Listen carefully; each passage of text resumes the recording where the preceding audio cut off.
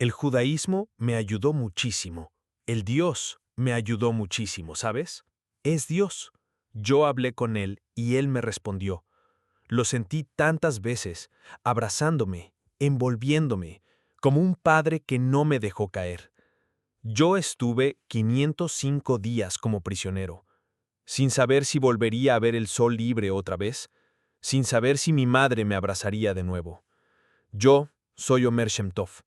Tengo 21 años, nací en Israel y estoy vivo para contarte una verdad que nunca olvidaré. Todo comenzó el 7 de octubre del 2023, en lo que parecía ser un día destinado a la celebración y la alegría. Un festival de música, lleno de jóvenes que bailaban y cantaban bajo un cielo despejado, donde debía ser un espacio de unión, libertad y felicidad.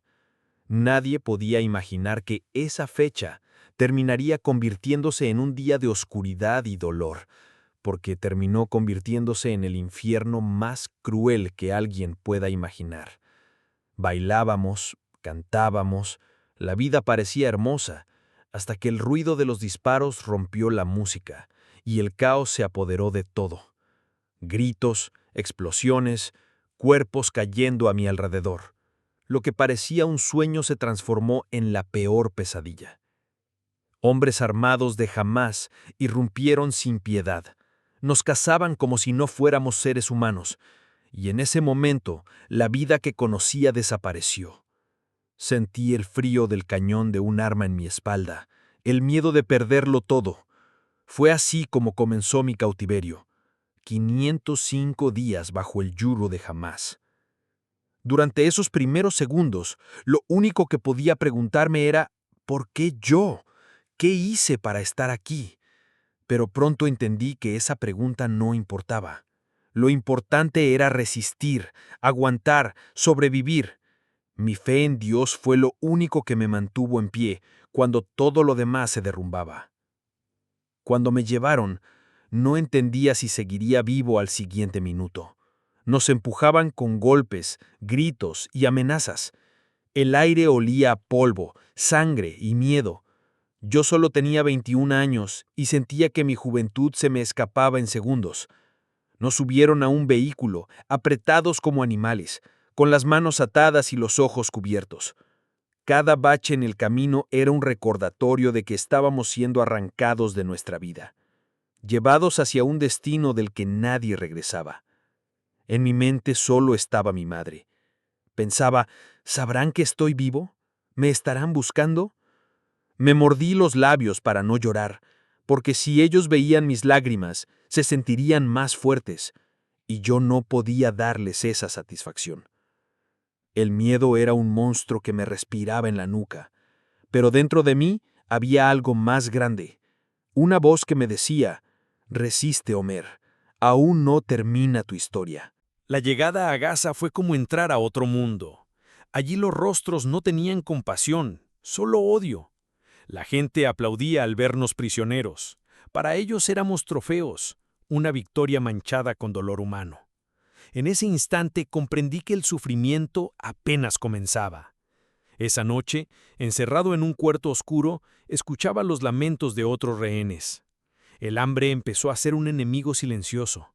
No había comida suficiente, y cada pedazo de pan duro era un tesoro. La sed quemaba mi garganta, y la esperanza de salir libre parecía un espejismo.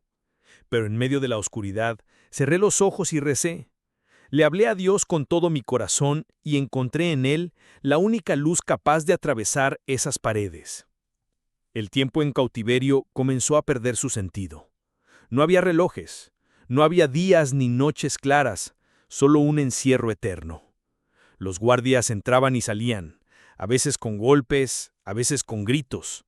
Lo que más me dolía no eran los golpes físicos, sino la humillación.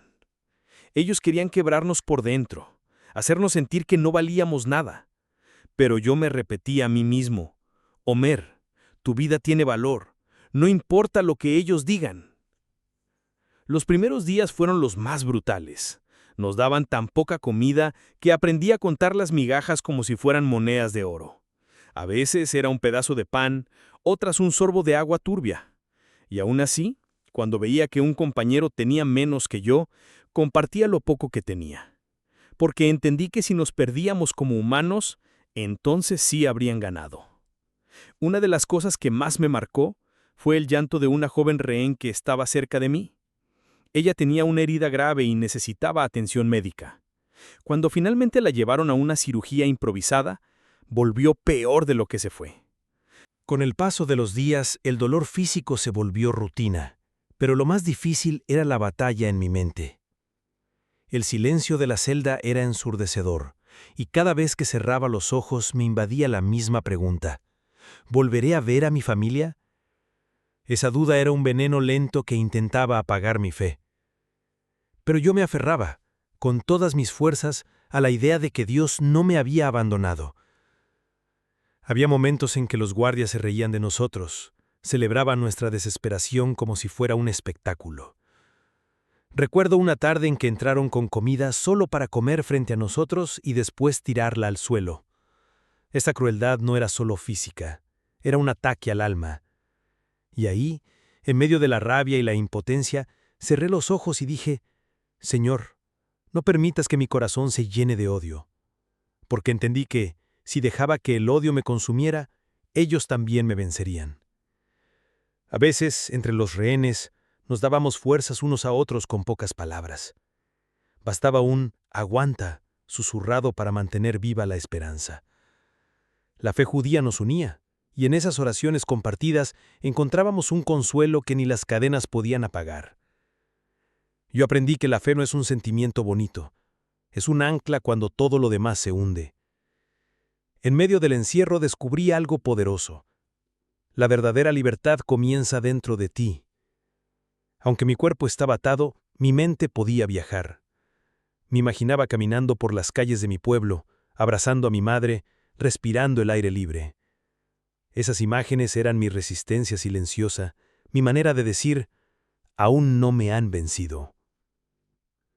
Con el tiempo descubrí que incluso en el cautiverio más cruel, Dios enviaba pequeñas señales para recordarme que no estaba solo. Eran momentos tan simples que cualquiera en libertad pasaría por alto, pero para mí significaban todo. Una noche, mientras estaba tendido en el suelo frío, entró un rayo de luz por una rendija diminuta en la pared. Esa luz tan pequeña me hizo llorar. Era como si el cielo me susurrara: Homer, sigo aquí contigo. Era extraño, como si en medio de mi fragilidad Dios mismo afinara mi oído para escuchar únicamente lo necesario, una pista, un detalle, algo que me ayudara a no perder la esperanza. En cada palabra aislada que comprendía, yo sentía un mensaje claro: mantente firme, no estás solo, aún hay camino por delante. Y aunque el miedo me rodeaba, dentro de mí se fortalecía la convicción de que no era casualidad. Yo sabía que esa capacidad de entender, en medio de un idioma y una situación que me eran ajenos, era un regalo divino para sostenerme un día más, una hora más, un minuto más. Una vez, un niño de Gaza que apenas alcanzaba a caminar se asomó al lugar donde nos tenían. Sus ojos no tenían odio, solo curiosidad. En esa mirada inocente vi lo que el mal no había podido destruir, la pureza de la vida. Y pensé: si un niño aún puede mirar sin odio, entonces todavía hay esperanza para el mundo. Dentro del encierro, aprendí a valorar lo invisible. El sonido de una respiración cercana me recordaba que no estaba solo, que había otros como yo resistiendo. Compartíamos el silencio, compartíamos la fe, compartíamos la decisión de no rendirnos. Ese lazo era invisible para los guardias, pero para nosotros era una fuerza inquebrantable. Reflexión. La esperanza no siempre llega con grandes milagros. A veces se presenta en lo más pequeño: una rendija de luz, una palabra, una mirada. Y esas pequeñas señales son suficientes para recordarnos que Dios nunca abandona a los que claman desde lo más profundo del dolor. Mientras sigas viendo un rayo de luz, por pequeño que sea, La humillación era aún más pesada que el hambre.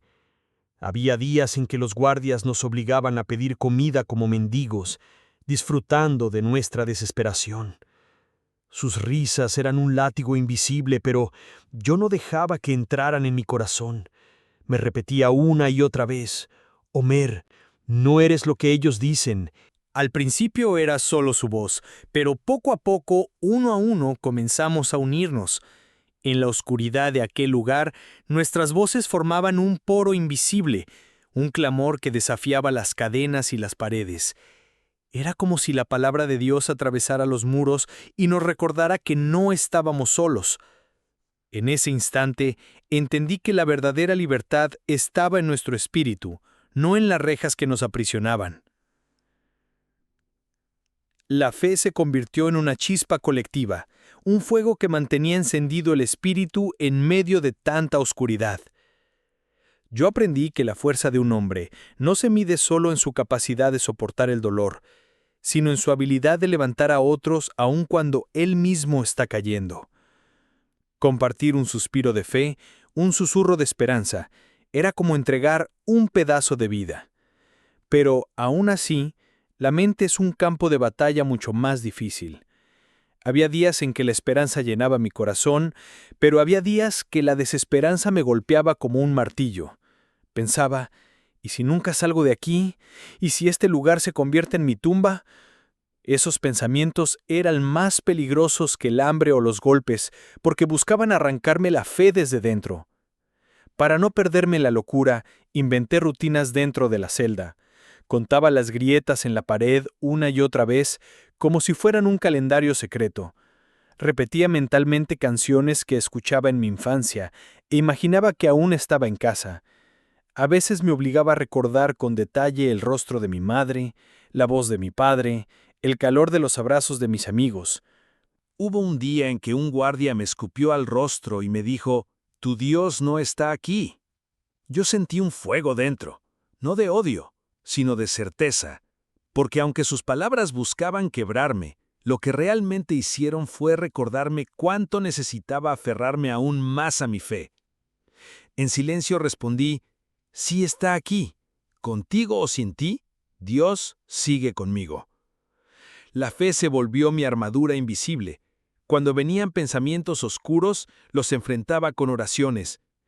Cuando mi cuerpo flaqueaba, recordaba las promesas que escuché desde niño, que incluso en el valle de sombra y de muerte, no estaría solo.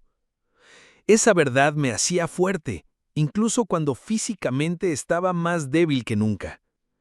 Me di cuenta de que el odio de mis captores buscaba sembrar odio también en mí, pero yo elegí no devolver lo mismo.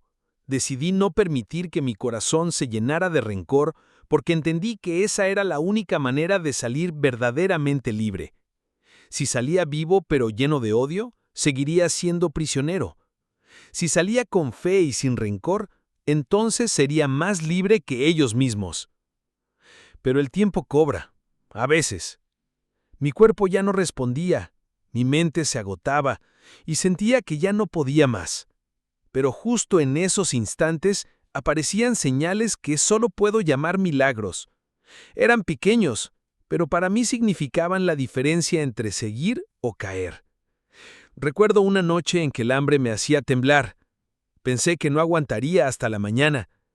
Entonces, sin explicación, uno de los guardias dejó caer un pedazo de pan más grande de lo normal. Para ellos no significaba nada, pero para mí fue un banquete que me devolvió fuerzas. Lo recibí como si viniera directamente de la mano de Dios. Otra vez, cuando la fiebre me quemaba y sentía que podía morir en cualquier momento, escuché a lo lejos a... También recuerdo una ocasión en la que, inexplicablemente, el cielo se despejó y un rayo de luna entró justo por una rendija de mi celda. Esa luz iluminó mi rostro y me hizo sentir abrazado por algo más grande que todo ese encierro. Cerré los ojos y pensé, Dios me está recordando que sigo bajo su mirada. Milagros como esos me mantuvieron vivo. No eran espectaculares a los ojos humanos, pero para mí eran señales claras de que Dios no me había olvidado ni un segundo. Reflexión. Muchas veces esperamos grandes milagros, pero olvidamos que lo pequeño también salva. Una oración, un pedazo de pan, un rayo de luz, son recordatorios de que Dios se mueve incluso en los detalles, Y cuando reconoces esos milagros cotidianos, descubres que la esperanza siempre está más cerca de lo que crees. Después de tantos meses en la oscuridad, comencé a darme cuenta de que tenía que soñar, aunque todo pareciera imposible. La mente podía ser mi cárcel o mi refugio, y yo decidí que sería mi refugio. Así, cada día me obligaba a imaginar mi liberación. Cerraba los ojos y veía a mi madre corriendo hacia mí, sus brazos extendidos, su llanto de alegría. Me veía abrazando a mi padre, sintiendo su fuerza y escuchando sus palabras. Sabía que volvería a Somer. Algunos compañeros me decían, no te hagas ilusiones porque dolerá más si no pasa.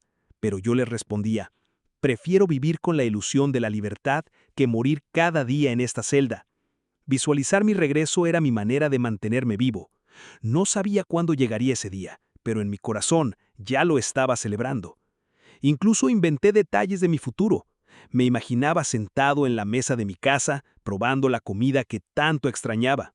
Veía el sol sobre mi rostro, el viento acariciando mi piel. Me prometí que si salía. Una noche, soñé que estaba caminando por las calles de Israel y la gente me abrazaba. Desperté con lágrimas en los ojos, pero también con el corazón encendido, porque comprendí que soñar no era escapar de la realidad, era prepararme para ella. Nunca imaginé que la noche de aquel sueño, caminando libre por las calles de Israel, rodeado de abrazos, sería una antesala a mi verdadera liberación. Aquella mañana en prisión comenzó como cualquier otra, pero el sonido de pasos desconocidos quebró la rutina. No eran las botas habituales de los guardias, no eran esas voces duras y acostumbradas a gritar órdenes, eran otras, firmes, pero extrañas. Mi corazón comenzó a latir con una fuerza salvaje, tanto que sentía que podía delatarme. La puerta se abrió, y sin explicación, alguien pronunció con tono seco, «Prepárate». Me esposaron y me cubrieron los ojos. El silencio era insoportable. Cada paso que daba retumbaba dentro de mí como una sentencia. Pensaba en todo, en un traslado, en un castigo, en una trampa para quebrar mi mente. La incertidumbre era un arma más dolorosa que los golpes. De pronto, sentí algo distinto, aire fresco en mi rostro. No era el aire viciado de los muros húmedos, era viento real, cargado de vida. Cuando crucé la frontera, mis rodillas cedieron. Me desplomé al suelo y besé la tierra como quien besa la vida misma. Esa tierra era la promesa que había sostenido mi espíritu durante cada noche de encierro. No importaba cuántas veces había sido golpeado, humillado o privado de esperanza, ese momento pagaba cada lágrima derramada. El abrazo de mis padres fue indescriptible. Mi madre se aferraba a mí como si temiera que desapareciera otra vez. Su llanto era un lenguaje que no necesitaba traducción. Eran años de dolor, súplicas y esperanza comprimidos en un solo instante. Mi padre, en silencio, me sujetaba con una fuerza que decía más que 1000 palabras. Ya no estás solo, hijo. Ya estás en casa. Ese reencuentro me reveló algo que en prisión no siempre lograba comprender. La libertad no es solo salir de una celda, es volver a pertenecer. Es sentirse parte de un pueblo, de una familia, de una historia. La prisión había intentado despojarme de mi identidad, pero lo que vi en los ojos de los míos era la confirmación de que jamás la perdí. Hoy, al mirar atrás, sé que el rescate no fue solo militar ni político. Fue espiritual. Fui sostenido por las oraciones de miles que ni siquiera conocía, por las lágrimas de madres que veían en mí a sus propios hijos, por la fe inquebrantable de un pueblo que cree en la vida, incluso en medio de la oscuridad. Hoy quiero decirte algo de corazón. No importa lo que estés atravesando, no importa cuán larga o dura sea la noche. Si te aferras a la fe, si levantas tu mirada a Dios, Él puede transformar tu dolor en victoria.